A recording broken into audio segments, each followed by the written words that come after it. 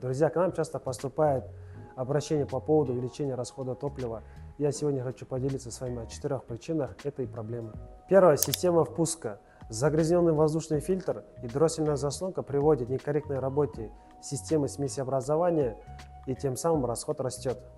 Второе. Свечи зажигания, износ. Увеличение зазора между электродами из-за несоблюдения интервала замены ухудшает сгорание топлива, эффективность двигателя падает, увеличивается расход. Третье. Топливная система и кислородные датчики. При некорректной работе исполнительных механизмов, таких как форсунки или датчиков обратной связи, лямбда-зондов, блок управления подает избыточное количество топлива, также ведет к увеличению расхода. Ну и четвертое. Вроде мелочь, давление в колесах. Снижение всего на 0,3-0,5 бара увеличивает трение между шиной автомобиля и покрытием дороги, создается дополнительное сопротивление, автомобиль начинает больше потреблять топлива.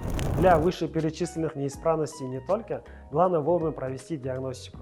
Если вы заметили увеличение расхода, приезжайте на проверку. Мы проведем диагностику по стандартам производителя и точно определим причину.